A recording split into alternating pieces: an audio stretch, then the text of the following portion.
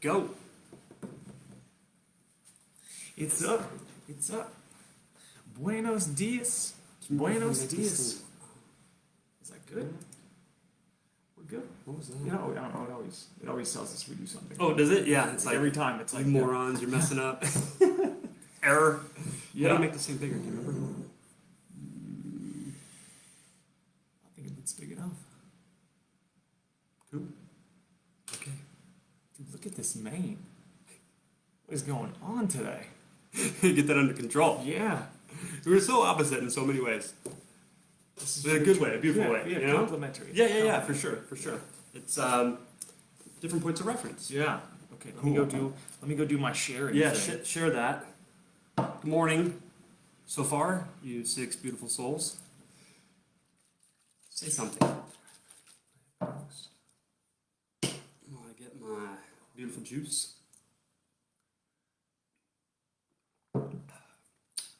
Good morning, Dr. Jamil. Good to see you, my brother.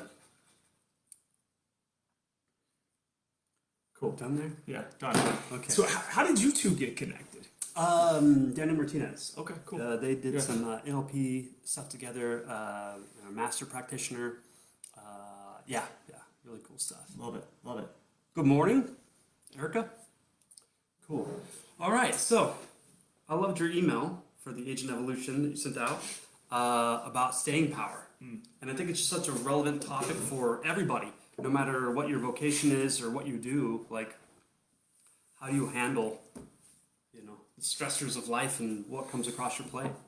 Yeah, but I think the main premise of the whole thought was, as our outer environment changes, speaking from am I going outside and trying to rearrange the world, when I'm feeling any type of stress? Am I looking outside of myself for the answer as to what I do next? Let me just go move with force and change this over here, or it's been relevant to our own team. There's some organizational shifts taking place, and is it thinking that there is another organization that's going to provide you the answer that you've always been looking for, or is it you go within and find the answer yourself? Totally. And, as coaches, that's what I notice is that when the external, the reality is not meeting expectations, it's typically what people default go to is like, well, let me go, since I'm in resistance to what is in my environment, my reality, let me go change it. Yeah. And I think a more appropriate question is, what part of me has a problem with what is?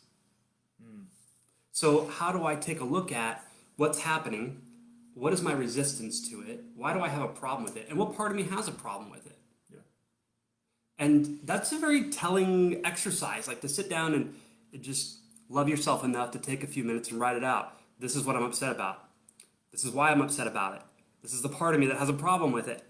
And how can I reframe that internal representation to change my energy? When you change the way you look at things, the things you look at change. And so, not that there's not an issue with the outside.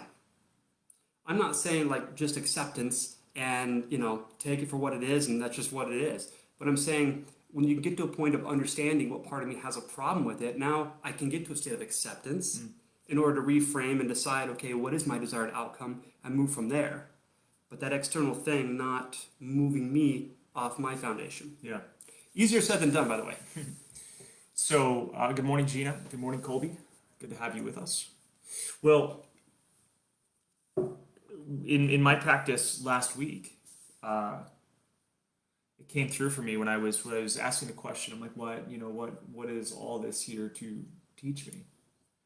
And what came through was like, can't I see how it's all perfect? It's all perfect already. And I feel like when a stressor comes to light, and I start experiencing that, at least initially, it is the reframing of it, and finding out what it's there to teach me and show me, and to help me really gain some peace and clarity. And I think what was happening is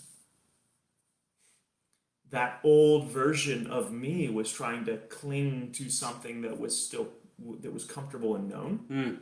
But I knew that I was being called forth to a bigger expression. But the ego saying, but this is comfortable. This is what I know. This is how I know I can survive. Yeah, it's predictable. Wanted to hold on to it. And I was like, wait. And so, I'd come in yesterday. Good morning, Jennifer. I had come in yesterday and met with my team, and I was like, you know what, you guys are. I was so thankful for you guys. It was what you showed me was exactly what I needed to hear and see. And at first, I was in complete resistance to it. And when I started digging in deep and finding out why I was in resistance to it, I reframed the entire thing. I sat there and I was like, wow, actually, this is really cracking me open and calling me forth to the next space, next level of my life. And what a beautiful gift. Yeah. Scary at times, because Sure. here's this whole new thing that's completely new territory. Yeah. But that just goes to show, so when the external reality is not meeting our expectations and we can be in resistance to what is, what I heard you say was there's a prime example of what you resist persists. Right? So when things were going your way, and it's I'm upset about this and I'm resisting it, so beautiful change occurs? No. More tension, more resistance, more frustration, more irritability, right? So to just stop and go, okay, let me reframe how I'm being with this situation. Yeah. How is this here for me? Shifts the energy. Yeah. So now you're bringing a new level of energy that's affecting matter. Mm-hmm. You're influencing. Yeah. But it's to have the awareness to stop and kind of walk yourself through that process. So for those of you, who are with us today, this morning, the next time you're experiencing some tension in your life, regardless, don't try to go out and, this is my coaching, don't try to go out and force change, fix the external world, to rearrange it to be in accord with your desires, but rather go within and say, how is this happening for me? I wrote in my journal this morning, can you see how it is all perfect already? And, I really believe that we're living the human experience so that we can expand our everything, our this whole dance. And, that ego that's slowly losing some of everything that it's known and it's clung to. Yeah. All of the limitation in this new space that I'm being called forth to. It's now in this territory where it's oh wow, this is uncomfortable. This is a whole new territory. And so for me, it's acknowledging that and really seeing that this is all part of the path. Yeah, totally. Megan, can you say more on that, your perception on this topic? What specifically do you want us to unpack a little more? So last week for me, I showed up stressed. So yeah, I could feel a little bit in your vibe. Yeah, totally. All week, and it just I don't know when it started. I didn't quite pay attention, but I can say this: every single day last week, I was met with a lot of challenges that people had that were stressful in nature, and some of them which I got a little bit triggered. And so definitely by Friday, I was like, what is up with this week? Why all these issues? This is abnormal. And I was really in resistance to the whole week. I mean, I was great in my week, and a lot of cool things happened, but there was just a lot of tension. And so, over the weekend, I was sitting with it when I had a chance I gave myself an opportunity to sit with it. And, I got to thinking, how is this here for me? And what I noticed was, I'm the one that was perpetuating these problems. Because I'm the one that wanted things to be smooth and effortless, and they weren't, and I was in resistance to it, which was feeding it, causing more issues to be present, because that's what I was focusing on. That was where I was paying my attention and investing energy in. So of course there was going to be more, right? So I guess what I'm saying is, when you notice that things aren't really going your way and they are stressing you out, which is total victim, like, why do you have a problem that there's a problem? Is that not okay for there to be a problem in your world? And in fact, the problem is a beautiful opportunity to reframe your internal representation about the situation and create a new model and take a look at the one that you had that you're bringing to the party and see what part of that we can reframe to transcend. Yeah. So, Yeah. I love that. So, for those on, give us a thumbs up who's experiencing any type of resistance in their world right now. And Megan, in regards to your comment, love it. Thank you for opening up. We always appreciate having people really, unload what they're working on. This is a safe space for everybody yeah. that's watching, and we can all learn from each other. Real quick before we dive into that, Megan, I just have one last thing about my last week.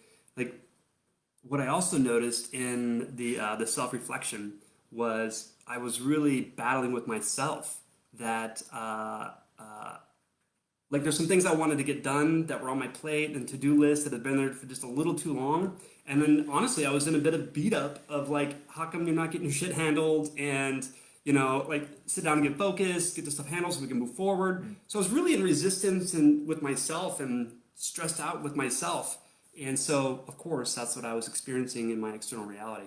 Yeah. So, Yeah. So, when the people that are closest to us, at least speaking from my own experience, are the easiest, if you will, punching bags. yeah. And I'm not in a relationship at the moment, but I remember being with the mother of my kids, and we were together for quite some time, and it was really easy for us to go out in our world and be triggered by something in our environment, and then come home and take it out on each other, because it was almost as if that's a little bit of a safe space, and we're letting our pain out. And I certainly think that it's good to have an outlet, but rather looking to find something a little bit more constructive on how to do that. But I know that, when we're stressed, we're attached to something showing up a certain way. It's all an attachment. So when we can break the attachment and just sit with it all and say that, all experience is our teacher in some facet, and that I'm going to just let go and allow whatever to flow through my awareness that flows through, we become, less, we desire less to be in control of everything. And when we are not in control of everything and we can really sit in that place of unattachment, we don't get triggered. At least that's been my own personal experience. Yeah, well, not only that, but if you release expectations of how things should unfold and how things should be, right, which is the cause of being in resistance when those things don't unfold that way, like, I just know for myself, when I have a set of expectations, that means that's all I can see are things meeting up with my expectations. And if they're not, then I'm in resistance and I'm struggling and I'm stressing myself. But also, I'm missing out on like all of the other beautiful things in life that are happening that I'm just not able to even see because I'm so narrow focused, needing to be right about my expectations. And you know what I mean? It's just like, it's just not a healthy, fun, or conducive way to live, let alone create. Yeah. Yeah. So the tactical thing really in this is to just go and sit with what you are experiencing. Unpack. You see on the whiteboard in there, it says dismantle the fear across the top in big letters. What are we so afraid of? And keep asking that question over and over and over again until you've dismantled it completely and it doesn't feel like a thing. And then ask the question, how is this happening for me? And keep asking that question. And it may take a few times sitting with it. But the beautiful thing about it is when we start to reframe and start to see these events, what we would in our old limited self think as, stressors or the outer reality not working the way that we want it, we start to condition that to look at everything as our teacher. And that's been so freeing for me. So freeing. Yeah, absolutely. So to give you some context on what I've experienced, it's a bloodbath in the mortgage business. There are, operations are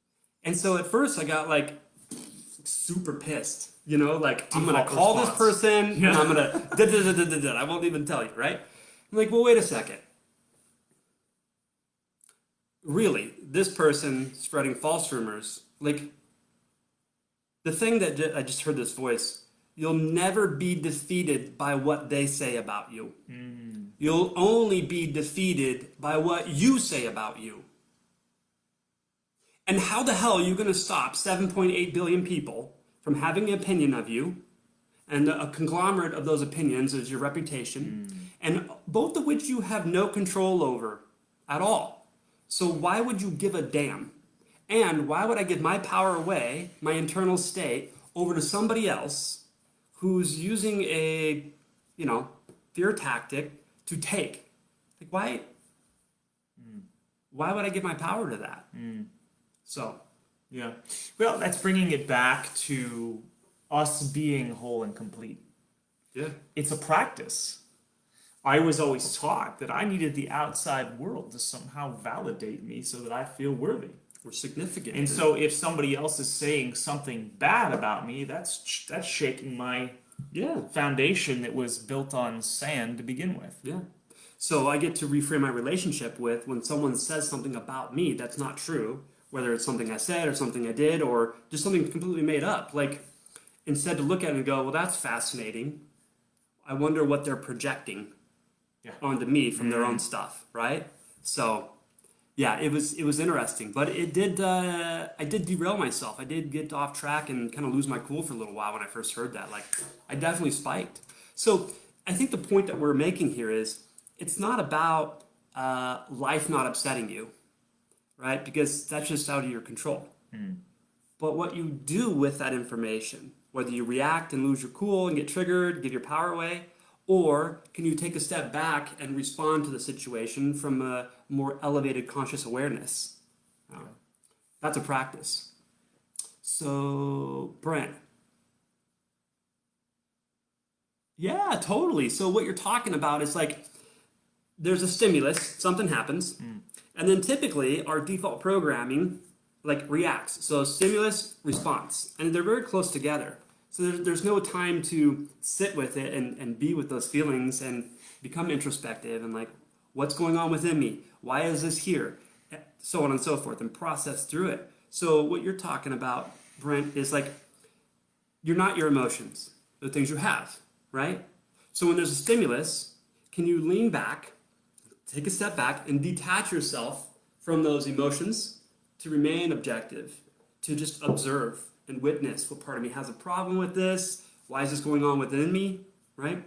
And when you create that time before you respond, like you can get clear-headed, you can remain in control, retain your power, and then respond powerfully. Yeah, So- mindful. Yeah, exactly. Yeah. I read, what was it?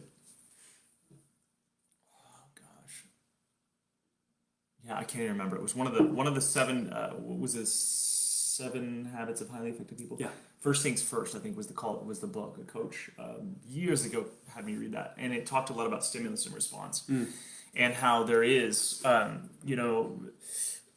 in an environment where we're, almost like rewarded for being on it. On it. Let me just get a reaction so I project that I'm smart and I'm all with it, right? And so we've kind of conditioned that, but it's not really serving in a lot of areas. And so we go, stimulus, react. And so we have this stimulus in our outer environment, and we must create this gap to where we can sit with it and then respond. And I noticed when I first started meditating that was an immediate benefit. It was almost as if like I was an observer of myself. Yeah. Where something would happen, and my inner cool was there. At least a noticeable difference from where I was, because I used to be super reactive before. I was a 8 years ago, 10 years ago, I was a train wreck. Me too. Yeah, yeah. It's Not been even a that, process. like You 5 years ago. Yeah, you see, totally. there's been a lot of work that's gone on behind the scenes to make me, a contributing Stable. member of society. So the idea is, we have stimulus and response, and we have to continue to increase that gap. And Brent, I know that you took this on for a while, the box breathing. When we do our inhale for 4 seconds, hold for 4 seconds, exhale for 4 seconds, hold for 4 seconds, and we just go around and we sit with that. If you implemented that as a practice for 10 days, watch how things don't affect you like they used to be. I mean, there's these amazing tools that we're uncovering, which is really, really good. Yeah, Cassandra, it was first things first. I believe that was one of the 7 habits. And it was an actual book about that. I wouldn't, it's kind of a time management thing. So if you're struggling with that, would definitely be useful. Yeah, Cassandra, you're not your emotions. You know what I mean? So it's a simple case of object subject. So if you can objectively view it, then you know by definition it's not you, because you're the subject, right? So your emotions, is that something you can witness and observe? It's like your body. Are you your body, or is it something you have, right?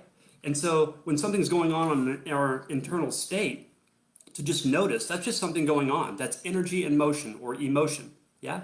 So can you detach from it and then witness it? Not judge it or condemn it or praise it or say it's right, wrong, good or bad, but just witness it, observe it, become familiar with it, right? That's a form of meditation. And you're beginning to explore and discover more about your internal state and why it operates that way. Because the number one thing about change that's so difficult really is this. It's going from being the program to then observing it. Because if you can observe it, you're aware of it, right? And if you're not aware of it and you're just being it, you're in it. So you don't even know there's an issue. That's the fish in water. Yeah. So the first step to change is to no longer be it, but to be able to observe it. And now you can become objective and play it out, witness it. Does this serve and support me or not? And if it doesn't, then the next time I have the awareness that I'm being it and I can now observe it, now I got to choose differently. And the only reason this is the problem is because you have a problem with it. And if I change, where is that going to lead me? Like I'm going down a road I've never been before, and where am I going to end up? I don't know. But what I do know is it's usually a better destination than where you started. So let's just get on with it. Yeah. Like, do you ever regret growing? I would say walking the spiritual path is a tough one. Like just really diving in on all your quirks and doing all the work, like shakes up so much stuff. But I'm so much more free mentally than I ever was before, and that's hard to quantify. It is, and let's break that down. What is spiritual growth?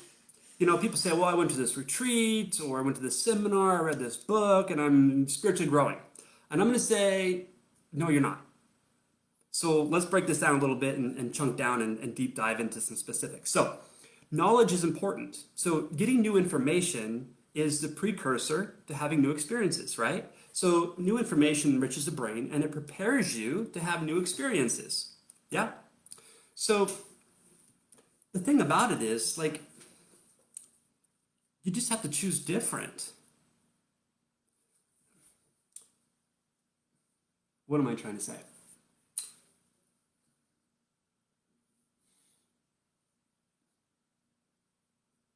Help me out here. The program gives a default response, and when you can extract yourself from the default response, that's the choosing differently. So the spiritual growth is taking in the information and having a new point of reference. But spiritual growth is having the awareness that you're being the program and then choosing different and acting upon the new information. That's growth. Being different, like thinking a different thought. So noticing, oh, I'm in my thoughts and how I normally am. So I noticed that I got the awareness. And then choosing consciously to have a different thought and then actually behaving in alignment with that. like going down a different path is growth. So for those of you on here that have been to the actual Agent Evolution Part 1, where we're live in front of an audience, Justin does the victim responsible scale, and he uses the autobiography in 5 short chapters. And chapter number 5 is I go down a different road. Yeah. That's choosing differently. That's growth, is when you're actually being different. Yeah. Yeah, there's a degree of extracting yourself out of the original programming to be able to, that's where you talk about being an observer of yourself. And that's the space that's so uncomfortable because it's unpredictable and so it's scary. But let me ask you something. The next time you're in that state where you notice, oh, I'm doing it again and I can choose differently, but I'm nervous. Close your eyes for a moment and just feel, where in my body do I feel this? For me, it's typically like high chest or solar plexus. Okay, so that was like a little bit of anxiety or stress that I'm stepping into the unknown. Cool. Okay. So when you identify that feeling and where you hold in your body, now think of something that's really exciting, like a brand new opportunity you've been waiting for and it's finally here. Just make something up in your imagination. And then if you could feel the feels and really be with it and sit with it, where do you notice that? Typically, it's in the same spot. So based on the situation, we can mislabel the emotion as something that's like anxiety or stressful for excitement. So what if you were to reframe that? What if you were to turn that anxiety, the unpredictability, into excitement? Now, would you be empowered, inspired to step all in, like total immersion, lean into this thing? Because now you might be able to actually, like, I don't know, go have fun. Yeah. Powerfully create. Because now you're like firm in your foundation, and you're in your truth, and you're moving forward with it. Yeah.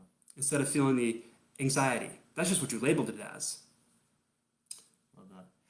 Yeah, Jennifer, my thoughts is that, a lot of us are being called forth to adapt and change with the environment. And, speaking from I got very used to operating in a certain way for such a long time. And it is calling us all forth to a greater version. And I would ask, what about what you do has you so passionate? What about it? What about what you do has you feeling so inspired to keep pouring love into it? And I would also say, too, Jennifer, so on the lookout with eyes wide open for new opportunity, I find that for myself, when I'm looking for a thing, I'm searching for it, my state of being is lack. I don't have it and I want it, therefore I'm going to go get it. Now that is a way, and I'm not saying it's bad or wrong, it's just a way. And what I've found to produce bigger, better results is to allow myself to receive it. So it's sitting with that new opportunity and feeling not exactly what is it, like what company you're going to work for, or as an entrepreneur by yourself, or what you'll be selling. Not any of that specifics, but specifically how would it feel when you know you are in that right opportunity. So the opportunity comes across your plate, it aligns and resonates with you, so you're all in. How would that feel to have the opportunity? Can you sit with that? Can you experience that completely, like from every fiber and cell of your being, so that when opportunities come across, you can feel into it and know, does this align and resonate with me, or is it just an opportunity, right? Because it may not be the first one that comes across your plate. It might be the fourth or fifth. It could be the first. Who knows? How would you know if you haven't mentally, physically rehearsed that future success?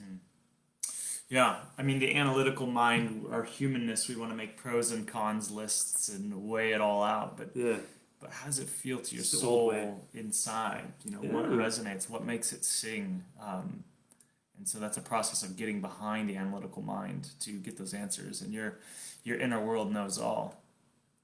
Totally. Yeah, your unconscious mind already knows. Yeah, totally, Kimberly. Love that. Becoming an alchemist. Yeah, turning base metals into precious metals. Just a reframe. Rewrite. Um, yeah, I have little experience of soul contracts with, on here, but there's it was like your analogy of the mice or the rats or whatever that were getting, they knew to stay away from the Oh flower. yeah, yeah. 3 generations, and so whether we like it or not, there are some things that are passed on multiple generations, and we may not have had a direct experience, but it's ingrained in our physical system in some facet. And so I think spiritual growth means going through and transcending your humanness, connecting to that higher self, and in that space, removing the limitations so that you can be in the world but not of it. You can move from being spectator to creator. And I would say shaking up a lot of that stuff as it boils to the surface is not always fun. But after working through it and transcending it, the freedom that lies on the other side is hands down. Oh, It's beyond words. yeah, yeah. So beautiful. So that spiritual growth is like standing in the fire, which is really just burning away the insufficiencies of the ego, choosing different, and being committed to that path until it's like an innate intelligence where you're unconsciously competent. You don't have to think about it; it just happens. Yeah. Totally. I've not read. What book is that? We missed the thread. Um, yeah, Jennifer, if you desire to deep dive on any of that offline, we can certainly make that happen. Trust your inner world; it knows, and I'm sure that you will create a wonderful experience. So, I don't know where do we want to go with this. We always just kind of free flow this. Anybody got anything that you want to unpack or get some support on and some, reframe a situation? I noticed something while we're waiting. So it was last Thursday, right before the company meeting. So I got up, I got my cup of coffee, I start writing out my gratitude, and I'm in it, man. I just dropped it immediately. I'm feeling each and every one of them. I write it, I put the pen down, and I just experience it. And then I sit down in my meditation chair, put on my headphones, and I'm just like, I'm gonna go for it. And like that was weird because I never think that. Like I always go into my meditation wide open, and I know it's gonna be a good session. But that voice came up and said that, and I was like, okay, I'm going there. And so I looked at my calendar, and it's like, okay, here's the things that I got going on today. And I like to take that into my visualization to think about the end result of each one of those interactions. How is that going to feel, right? And so I looked at all those things, and I went into meditation, and man, I'm not even sure what happened, but I just dropped in, and there's something I've been thinking about, a project I wanted to work on. And it's really like a 2-day event for realtors, people in the real estate industry, and bringing all the things we talk about and real estate practice, like how to build a business, and combining them like step by step. So you're bringing consciousness to the business. And I just thought that'd be really cool. And I think it'd be really fun to create, right? And so this has been on my mind ever since we got back from that NLP, because I was like, if these guys can do it and charge that, like, I know I can create something so much better. So anyways, like it just felt compelling. It was like kind of next step thing, right? And but I haven't, up until 2 days ago. At that point, though, I hadn't sat down and started penciling some things out and like unpack it, right? And have a cave session about it. And I was wondering, like, why not? So I was beating myself up a little bit. Like, if this is important to you and it sounds fun, why are you not placing any energy on it and sitting with it, right? So there was a little bit of beat up going on. Also adding to the stress, right? Stressing myself. And so I dropped into this visualization, and I felt like the program was done.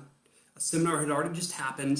There was a huge audience, and the end result was like just phenomenal, like epic. Everybody was satisfied, like more than satisfied, like excited, and it was just really, really cool.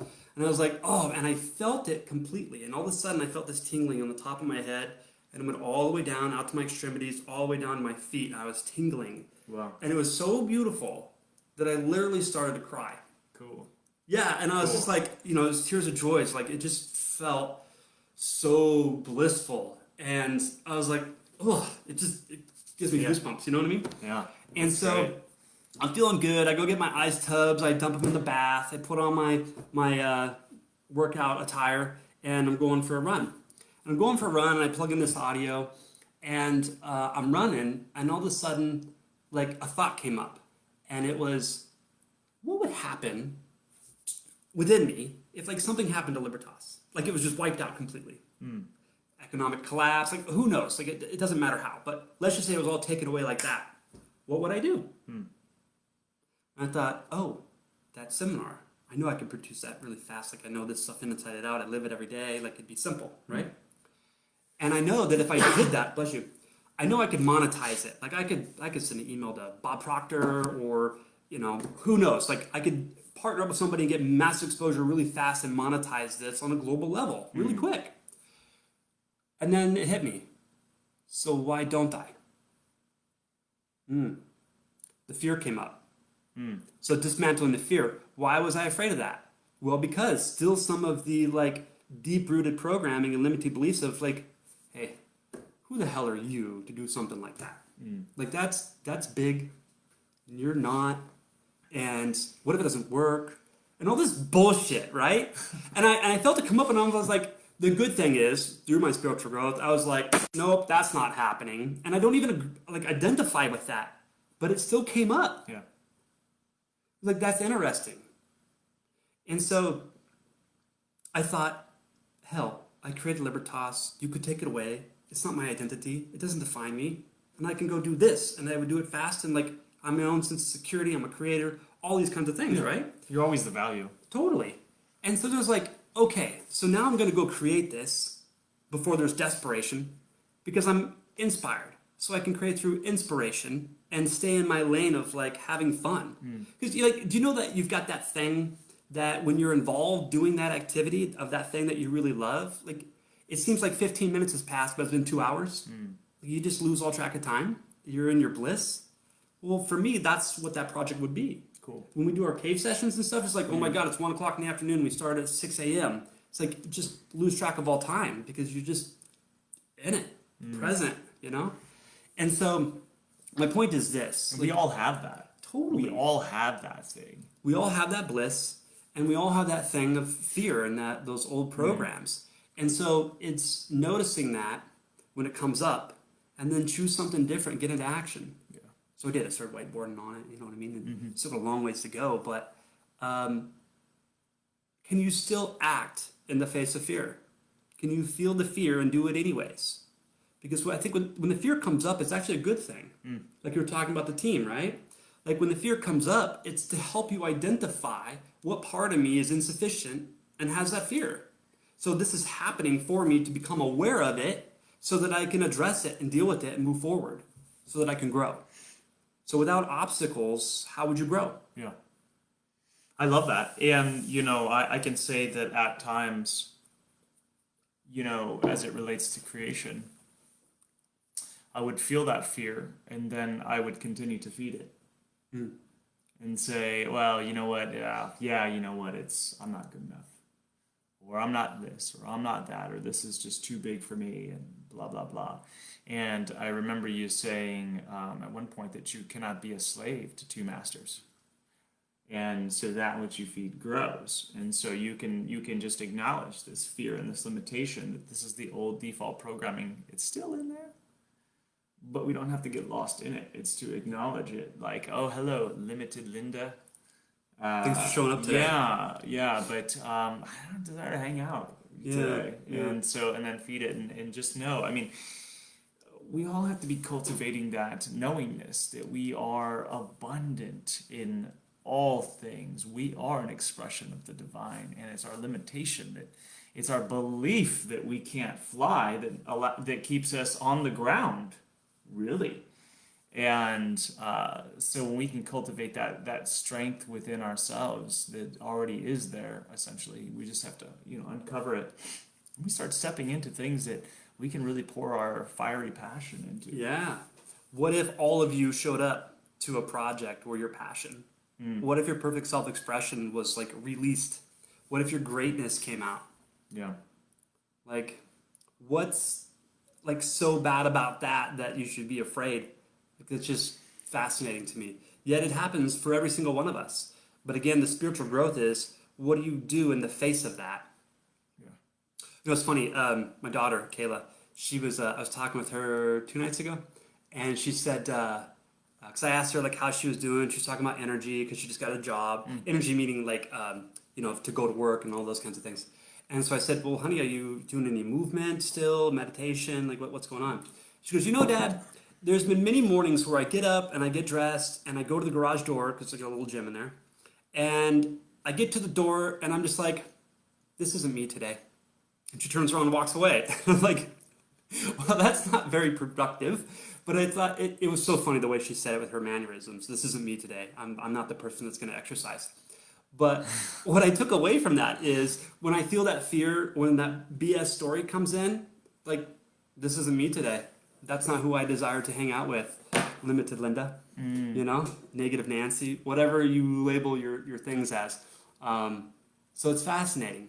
So it's not about not having the programming. It's about what do you do in the face of it when it's coming up? What is it you're going to choose? Yeah. Intuitive realtors are the wave of the future. Yeah, I think there's some truth in that, Kimberly. Like, what was that saying about inheriting the earth? The learned and the learners. Yeah. In times of change, the learners inherit the world, the earth, while the learned, that is, those that already know it all, they find themselves beautifully equipped for a world that no longer exists. Yeah. And so things are certainly changing. Totally. And so do we want to be closed off and we know all the answers already, and then pretty soon you walk out your front door and you're like, where am I? So the idea is to be open, receptive, and not necessarily just entertain everything you hear, adopt everything as true that you hear, but try it on, see if it fits. Ask your inner world, and then that's the process of expansion right there. Totally. And if that opinion or perspective doesn't fit, can you respect the other person's model of reality and not make them wrong or bad? I notice this a lot on Facebook. Somebody will post an opinion they're very passionate about, and it just turns into this heated battle to, someone's got to be right and someone's got to be wrong. And like, where did we lose sight of respecting other people's opinions? We don't have to agree. We can agree to disagree agreeably, right? Like, totally. And if you're getting that heated in this exchange because they're wrong and I'm right, like, are you powerful in that moment, or did you give all your power away to that other person and the circumstance? Yeah. So you're powerless. Yeah. Like, that's just, it's not a state that I desire to be. I just wrote on that for Unconscious Beast. The societies need to be right. Right. It's are you so insecure about your own ideas and belief systems that you need to try to go get everybody else to buy in? Yeah. Is your validate? Yes. Yeah. Yes. Or can you say, I'm so solid in my belief that I couldn't be shaken by another opinion? Yeah. But I'll certainly hear you out because I've got no energy on it. So yeah. How do you? It's a sign of wisdom, right? To entertain another thought, but not have to actually adopt it. Yeah. My ex and I, we used to love to battle on who could be right. It was so funny, and it caused so much tension. And maybe a few gray hairs for me. And so now it's like, I honor her and I say, I really appreciate and respect your opinion. However, I just don't agree with it. Yeah, and that's okay. And it's totally cool, and we're still friends and all of that. And so it's a good way to be. That's the non-attached and solid in your own being. Jennifer, I was looking for this quote. It's not something we earn or gain. Yeah, we were all born perfect. You came into this world as a perfect ball of love, a formless expression, and you were taught how to be by our caretakers. You were given form, and a lot of that form, thank you, parents, for doing the best you could with what you knew. But a lot of that form came with its limitations and its fears. Money doesn't grow on trees, right? I was also, parented. My mom would say things like, "I brought you into this world, and I can take you Oh out of this yeah, world." your mom too? Yeah. So we've kind of closed up, and we really sit with this limitation. Oh But we yeah. were born perfect. My mom used to say, "Children are meant to be seen, not heard." Right? So don't speak Oh, up, don't have a voice. wow. Yeah, that's a way to really foster one's true being. You Yeah, mean nothing in this world.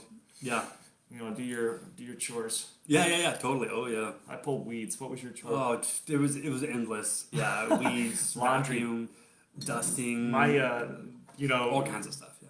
that's my thing. I had to do laundry when I was growing up. That was my form of labor for the household, and I began to hate it.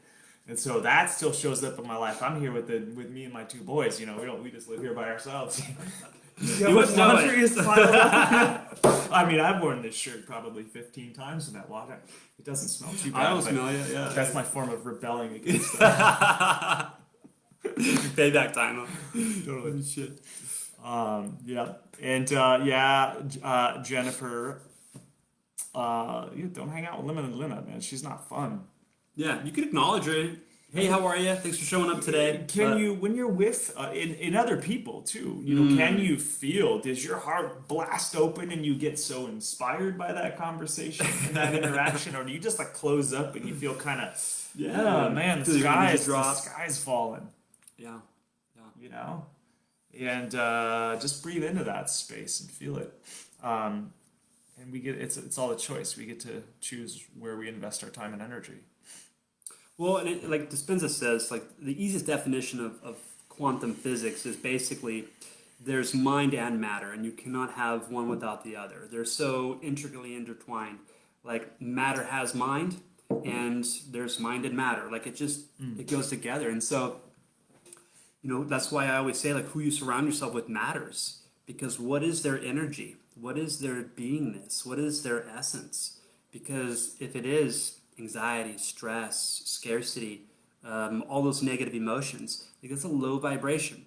And as Mr. Haynes pointed out to me many years ago, like when you're with someone, water always flows to its lowest point. So I don't care how much you're into spiritual growth and how much you work on yourself, if you're in that space with those people, you will lessen.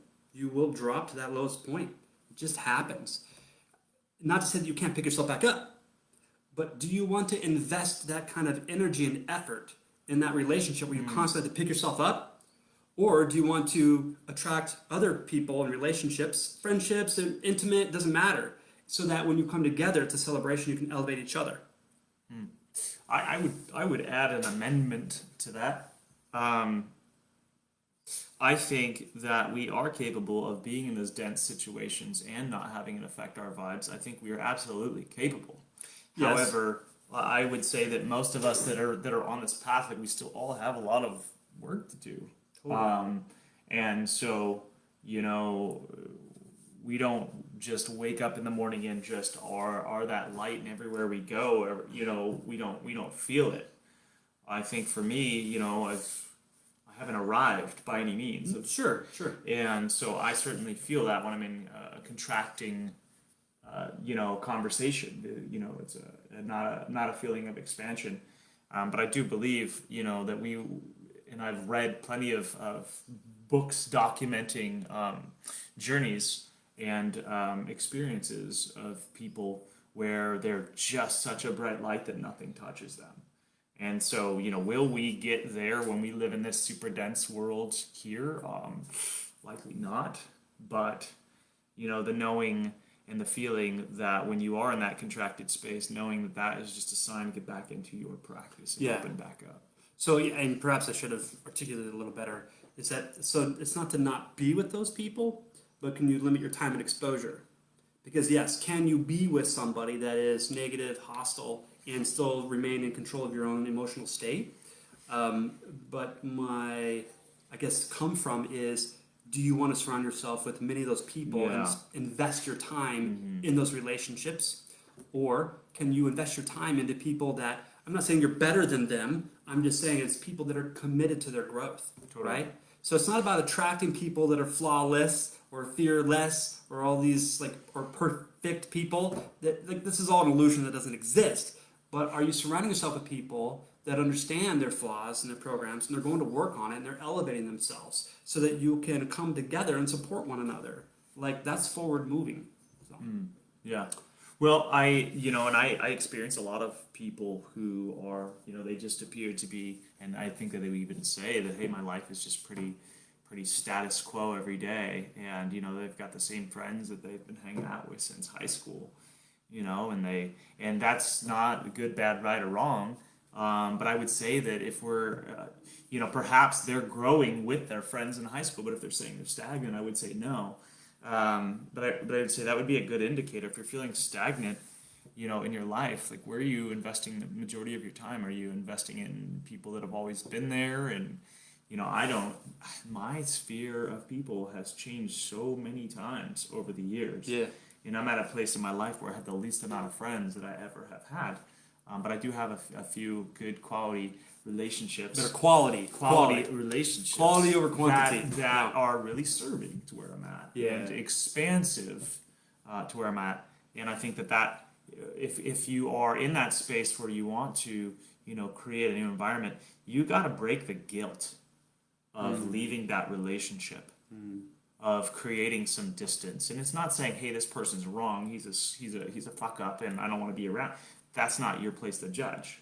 But you do have a choice over where you spend your time, where you invest your time and your energy. And you can say, hey, I appreciate the time and space that we shared, and man, I had so many wonderful experiences in this time of my life, but I'm just kind of creating a little bit more distance.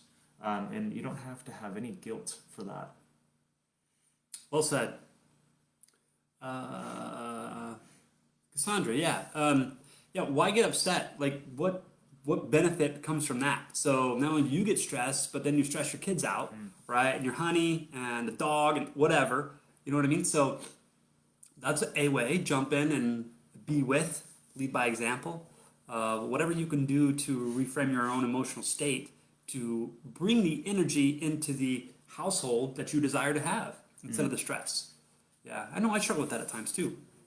Totally. My kids have actually gotten much better at doing chores, and I think they're watching me, and then jumping in with them and helping them out gets them motivated, and then they get to see the end result being accomplished. I was doing something around the house, and I had Asher go out, and I'm like, dude, your chore this weekend is to pull the weeds in the side of the house over here. And he wasn't feeling that at first. And I'm like, well, listen, when I'm done with what I'm doing here, like, I'll jump in and help you finish it up. Like, I'm cool with that. And so him and Breck and, the little 4-year-old out there pulling weeds, it was kind of cute. That's and cool. I jumped in and helped them finish it up. And then now it looks all beautiful, and they see that end result being accomplished, that they moved the needle. And so I think that's strengthening some good habits there. Very cool. Counter and call it household helpers. That's cool. Yeah. So when they picked how they'd like to contribute, do you give them a list, Nikki, in which that they choose from? Or is it just whatever you say needs to get done this time? Or do you let them pick it? They find a way. I'm interested in that a little bit, because I could see how, asking the kids, how can you... What needs to get done around this house, and allowing them to kind of step into that leadership role, contribute versus kind of like that passive, submissive child role. I think that's the goal of raising kids. We want them to be emotionally healthy and stand in their leadership. We want them to be curious, and there's so many ways that we can kind of squash them into submission, where they're like, all right, well, I'm just going to kind of stay in this box and not explore the world. Yeah, and I think that does have long-term repercussions. Totally. Yeah, Thomas, I'm glad you're alive. Gave me a scare last week. That was crazy. And I know it has a deeper message for you, so it's good to have you with us. What else, sir? We have 15 minutes and 15 seconds. 15, is that? I'm not even doing that right. 16 minutes and 15 seconds. Ish. Yeah. Something. Yeah, something like that. Yeah. So, anybody else want to unpack something? I mean, while we're waiting on that. Yeah. But I think, the premise of our whole conversation today is that the world is changing. Things are shifting the entire energy of the collective is crazy right now. There's so much division going on, and it's causing people to make decisions that might not necessarily be, rational. We're looking for the external world to make an interchange, Yeah.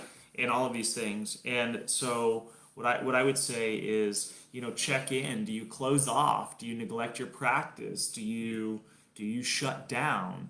Or can you sit in the face of all of this change and heaviness and say, how is this happening for me? Yeah. How is this calling forth a brighter light within?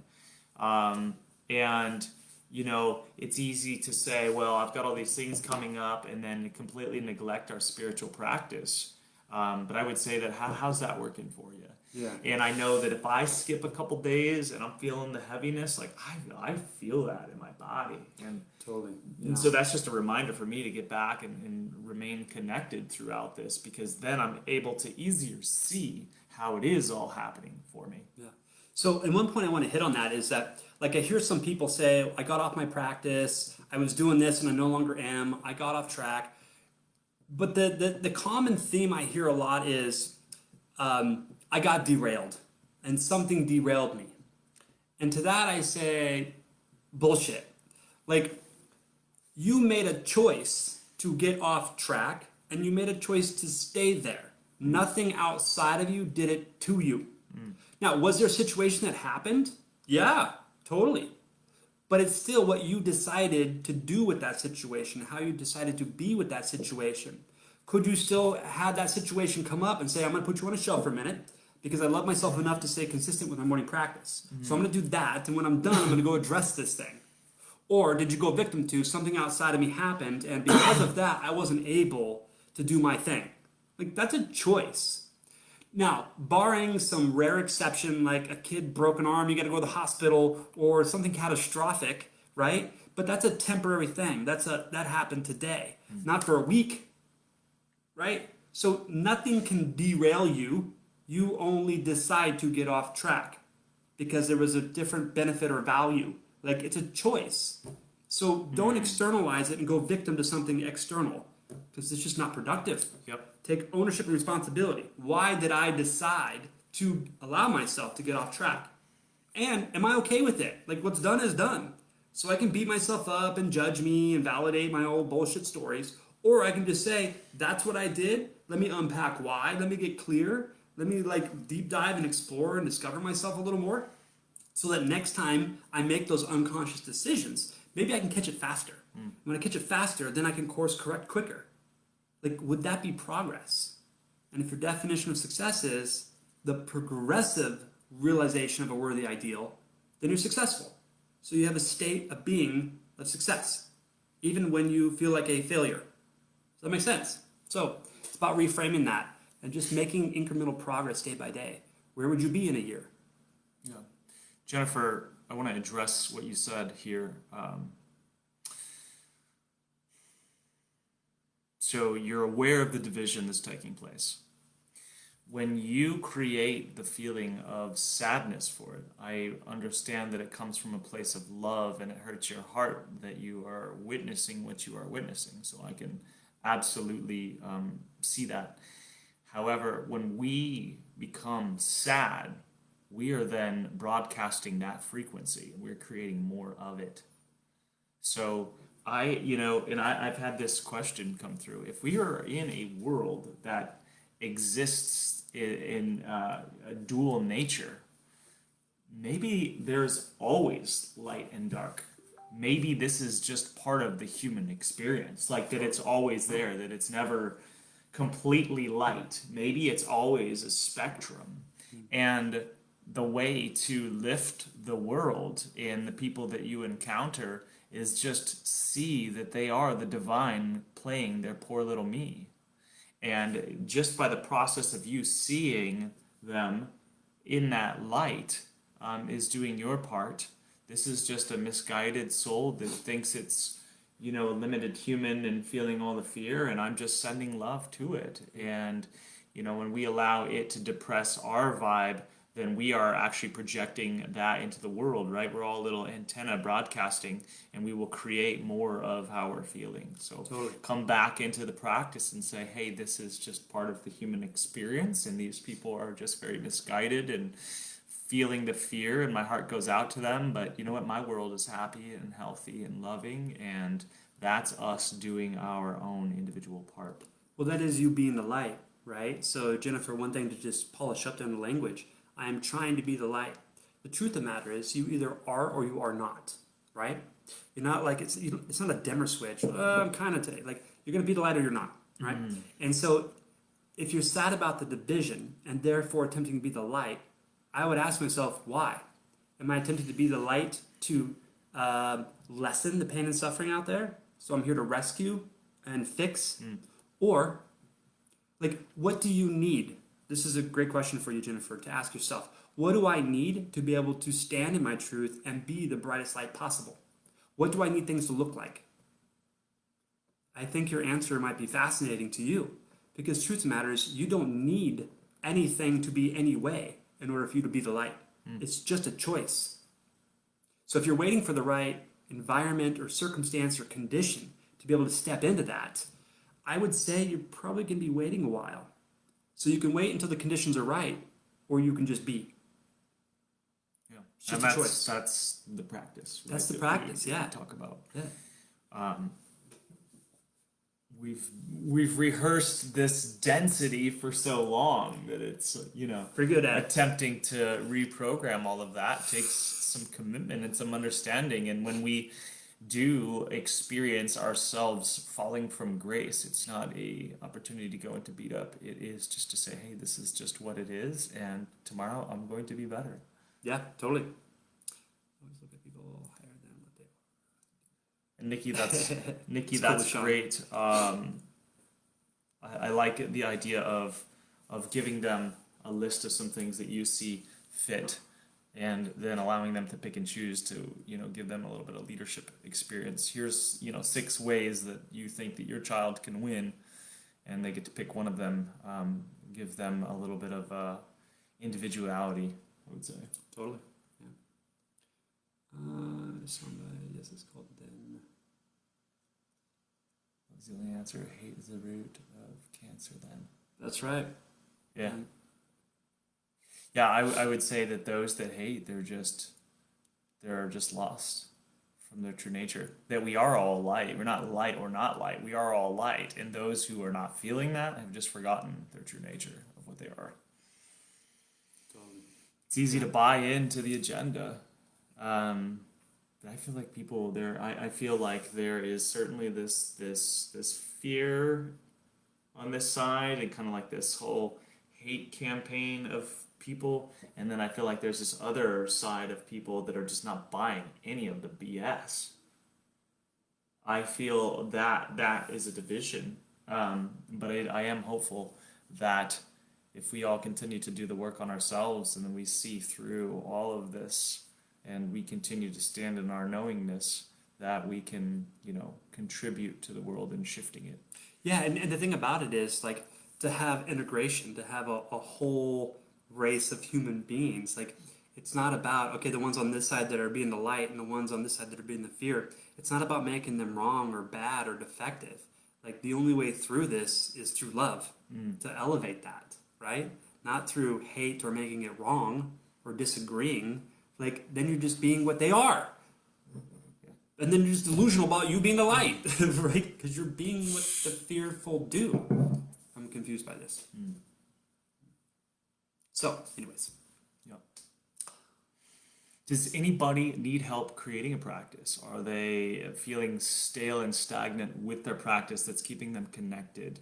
I find that is my medicine, is to ensure that I'm always touching that space every single day. And then when I go out into the world, my elevated state of being before I go into the doing is certainly useful, and things flow much easier. Totally. Yeah.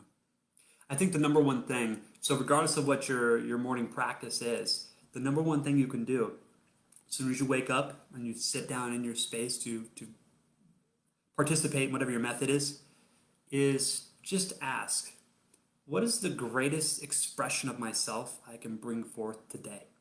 What is my intention on who and how I desire to be today? Not what am I going to go do, but how am I going to be while I'm out there doing it? So set the intention for the day. Like, that's what creators do. It's intentional. It's by design. You don't just show up and it's like, set the intention. Yeah. Also, Dispenza talks about the being defined by the vision Yeah. of the future.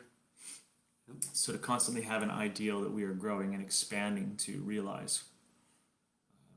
And I think that that's the guiding light. Totally. Yeah. I find that even for myself, when I'm sitting in a stagnant place in certain facets, like, oh, you just lack a vision there. Like, you have, Yeah. what are you feeding your energy What to? what is your aim that you can orient all facets of your life toward it? Yep. Right. So like if you feel lost or stagnant, it's because you're aimless. Yeah. So the epiphany came through wonderfully last week for me. It was, I read these like deep spiritual books on the nature of reality and God and all these things, and they're just so far out there that I'm just off in another world. Yeah. And it's like, wait, I desire to create here in this world. Right. And I immediately put up the Life and Teachings of the Masters of the Far East. I put it back in my library. I was like, this is not for right now. And I jumped into Rich Litvin's, The Prosperous Coach, and feeding me some information so that my mind is constantly feeding energy to this thing called coaching practice. Yeah. And, I feel so much better as I was out in the cosmos. I'm like, wait, I'm working on creating here, so how about I just bring myself back down to earth for a bit? Cool, I love it. Man, I'm complete. Nikki, you got the jokes. Haha, love it. Yeah, man, I'm good. I'm good. I feel like you're you're good. good. You gotta get to a place to do the do and fix the grill and all those things. Story for next time.